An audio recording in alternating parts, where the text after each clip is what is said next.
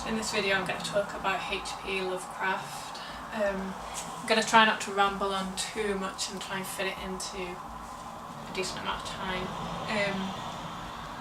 So I got this book, it's quite an old book, and the first book in it of H.P. Lovecraft's is At the Mountains of Madness. Now, that's meant to be his, well, that's one of his longest stories, and it's meant to be one of his most well written but sort of in-depth stories, which, so you're not really meant to start on that one. Obviously you can start wherever you want to, but if you were gonna that wouldn't be the suggested one to start on, but I didn't realise that before, so I started on that one. I've since got this, which is his whole collection. It's probably missing a few of the Aldrich tales, but it's got some of them in here. So yeah, but anyway, so I started on that one, and I'd never read H.P. Lovecraft before I read that, and these days I feel because his writing is so descriptive, but it fits so much in just a sentence, or excuse the lorries going past, tractors, whatever it is.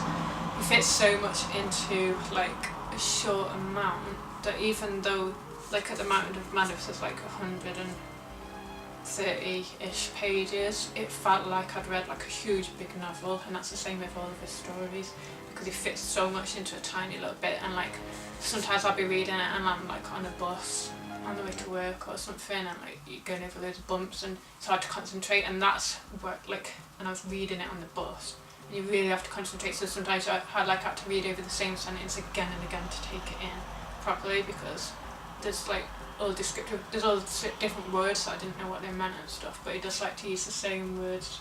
There's a few words that he really likes to use over and over, which is quite funny, Aldrich is one of them, the Aldrich house, or but once you get used to the writing style, if you've never read anything like this before, then I read a bit of stuff in the past, Edgar Allan Poe and stuff, but not loads.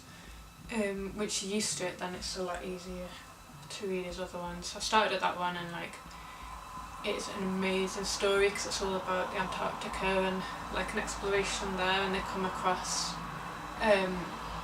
the older ones, or the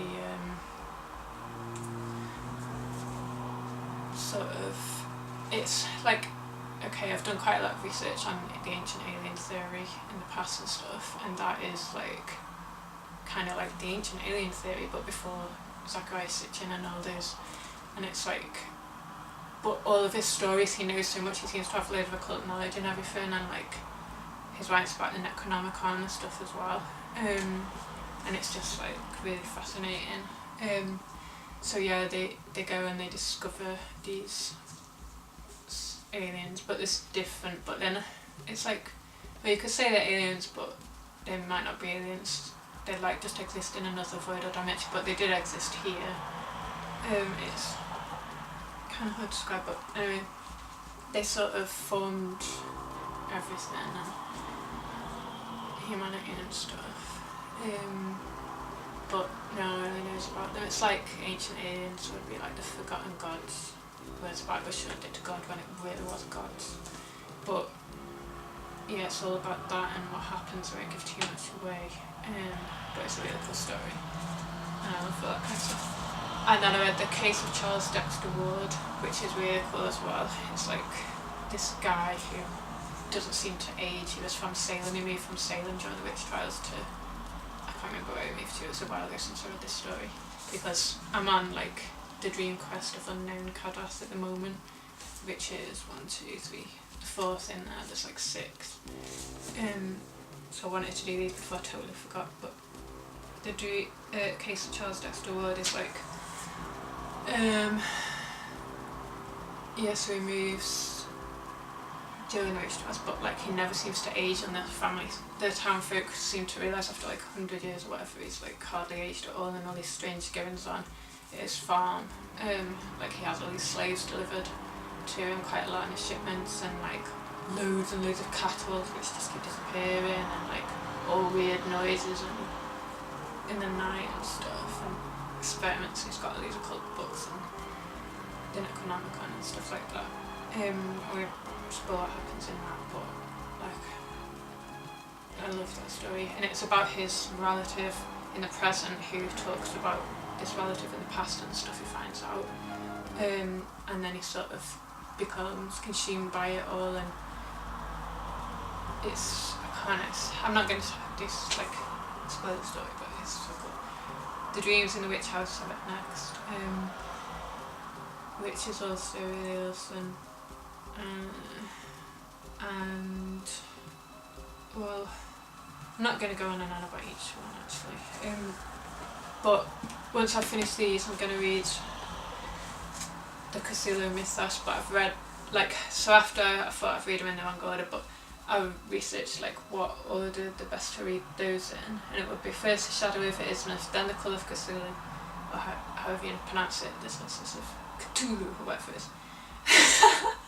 3, like you can have a break and read a little briefer story like The Cats of Arthur, and then like 4 The Dunwich Horror, and 5 The Mites of Madness, and that's the one that I've read at Mites of Madness.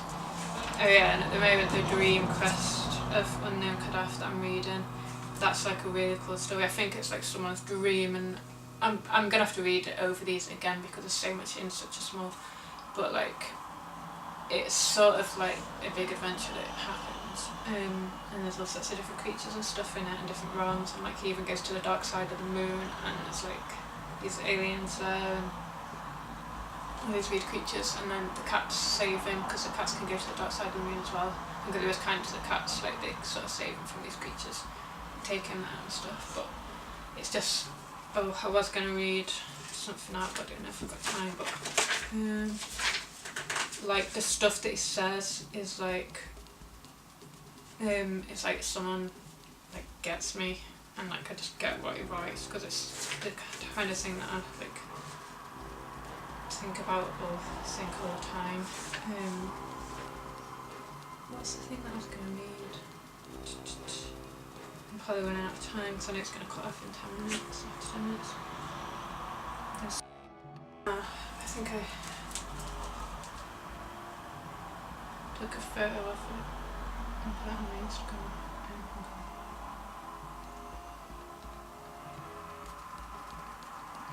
Beyond the Wall of Sleep. Beyond the Wall of Sleep. Okay. The first part, and like I love how long his sentences and paragraphs are, they're huge. So it says, I have frequently wondered if the majority of mankind ever paused to reflect upon the occasionally titanic significance of dreams and of the obscure world to which they belong.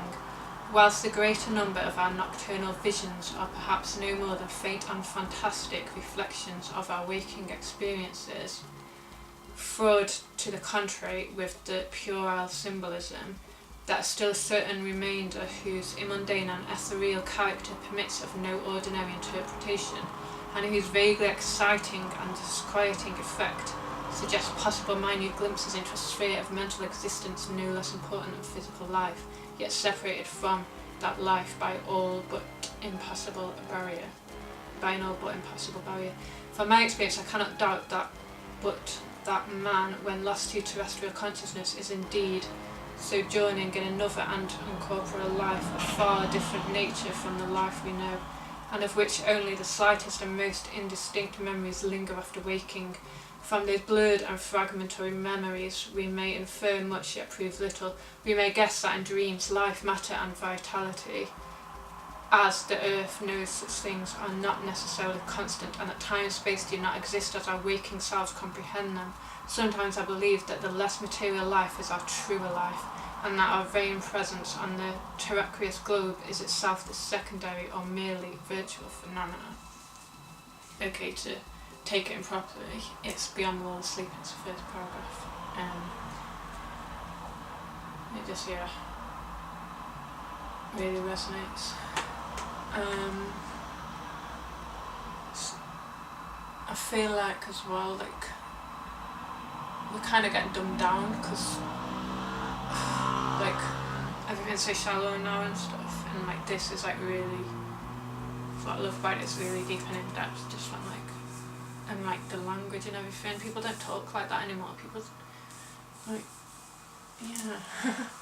But yeah, so I'm just loving his stuff.